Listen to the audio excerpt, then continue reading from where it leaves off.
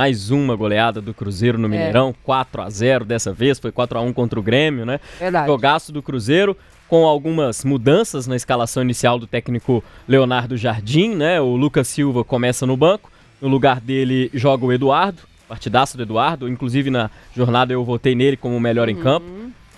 No lugar do Wanderson, que também começa no banco, joga o Marquinhos, e no lugar do Matheus Pereira, quem joga é o Gabigol, ali com uma função de armador em muitos momentos, saindo da área em muitos momentos, para receber a bola de costa, muitas vezes, que não é muito a praia do Gabigol, mas que o Leonardo Jardim dá a ele essa função muitas vezes, e o Gabigol sendo aí um dos nomes desse Cruzeiro que goleou o Juventude. Primeiro tempo demorou um pouco para esse time dar resultado, né, chegar mesmo ao ataque, finalizar com mais perigo ao gol do Juventude, mas depois que conseguiu encaixar, principalmente depois do primeiro gol, deslanchou. Uma partidaça do Caio Jorge também, muita explosão, correndo muito o Caio Jorge mais uma vez. Partida com mais de 50 mil torcedores no Mineirão, que acompanharam de Mara mais uma grande vitória do Cruzeiro, do Leonardo Jardim, que agora continua na liderança à frente do Flamengo, que pode ter um jogo a menos, se tivesse 2, 3 ou até jogo a mais, não interessa. O Cruzeiro é líder sim, isolado, porque tá na frente, e o torcedor do Cruzeiro tá desfrutando bem desse momento, Dimara. É verdade. Ô, Lélio, você acompanhou alguma coisa do jogo? Eu acompanhei 30 minutos e não aconteceu nada no jogo.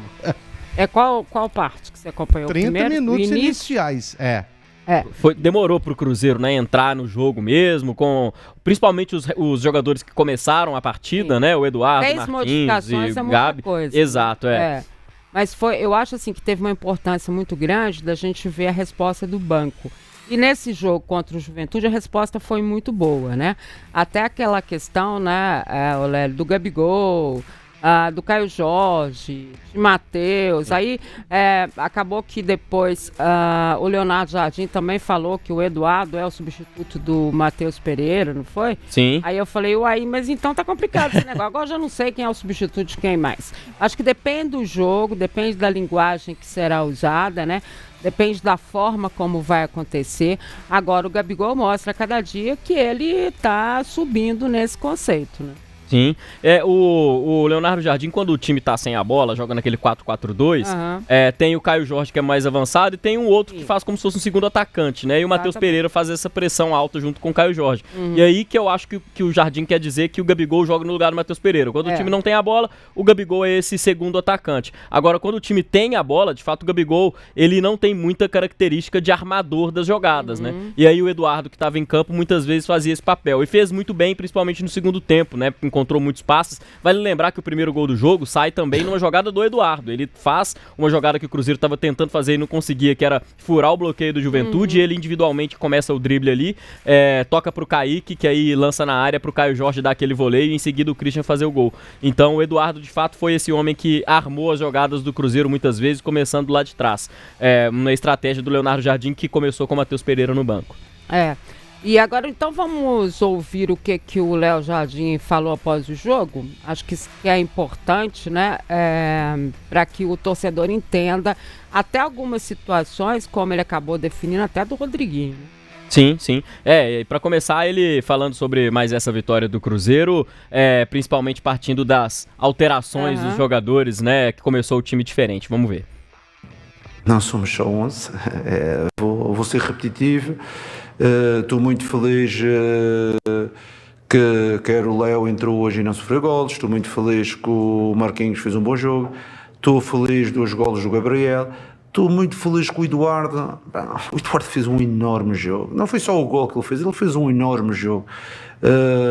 Ele circulou a bola, ele foi a primeira média a saltar na pressão.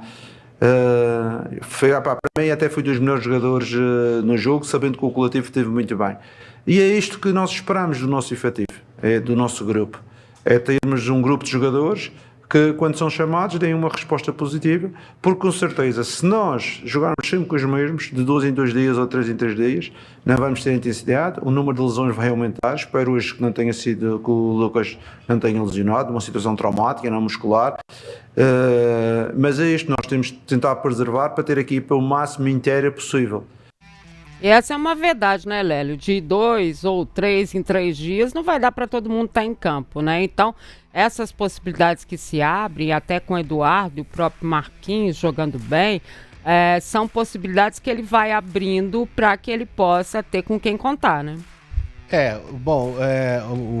O Marquinhos hoje, o pessoal tá meio que criticando ele, né? Tipo o Serginho e o Totões, não gostaram muito dele, não. Eu gostei. Eles não gostaram, não. Eu não tô apto a falar o que aconteceu no jogo, claro. porque eu vi 30 minutos, e nesses 30 minutos que eu vi, era o Juventude estacionado e o Cruzeiro sem conseguir as penetrações na grande área.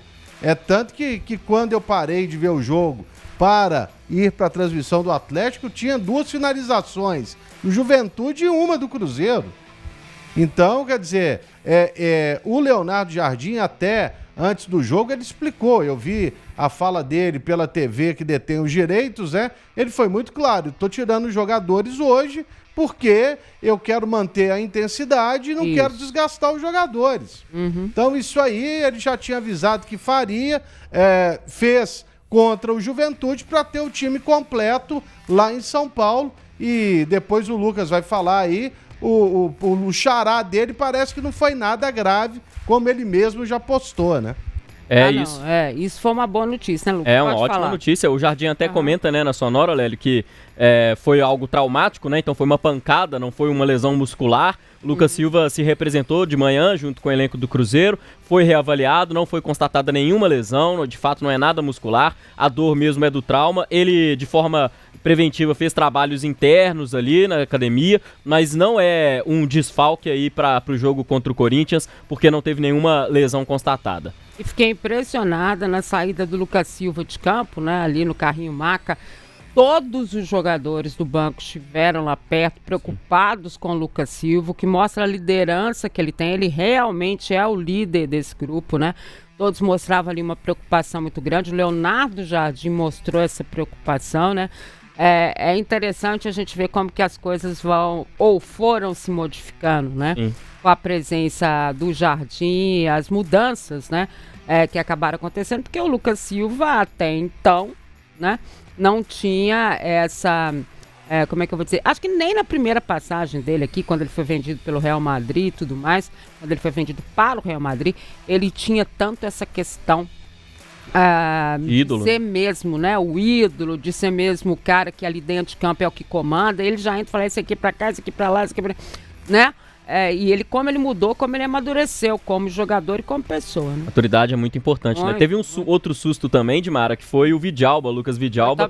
Ele acabou cabeceando a cabeça de outro jogador durante o jogo, ficou totalmente inchado ali, a parte ali do olho, né? Tamanho. Roxo pra caramba, teve um corte também. Ele seguiu no jogo, não quis ser substituído, ficou passando um gelo com a mão mesmo ali, depois foi pro vestiário, ele também foi reavaliado, mas ali de fato foi uma pancada que inchou, causou um inchaço.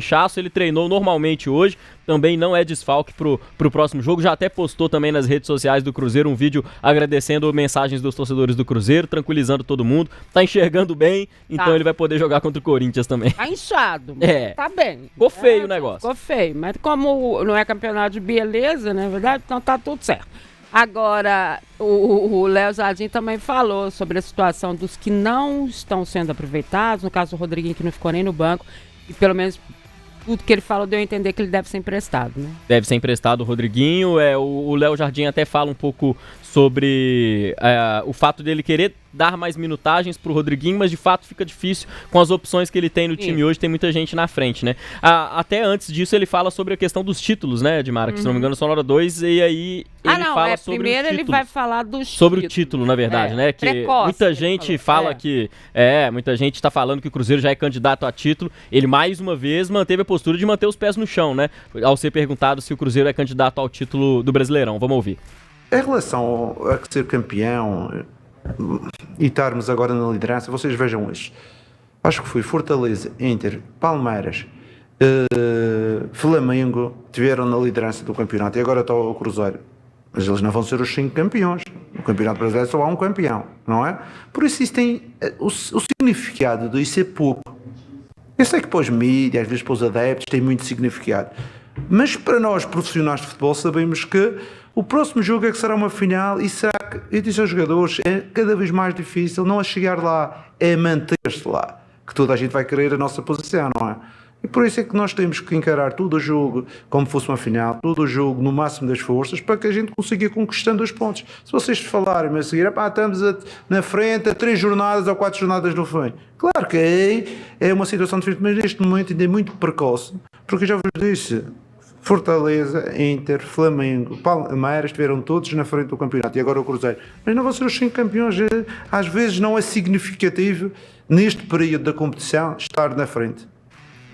É o primeiro campeonato brasileiro dele e ele já aprendeu direitinho, hein, Lélio? Porque aqui, por mais que, por exemplo, o Sport não ganhou de ninguém. Ontem o Botafogo teve muita dificuldade para vencer o jogo lá, sabe? E aí outras questões, elas vão pesando ao longo da temporada. E o Leonardo Jardim sabe. Do jeito que ele gosta que o time jogue, isso aí pode fazer uma diferença muito grande no segundo turno. O time pode ter uma queda física, que é normal. O time pode viver um momento ruim.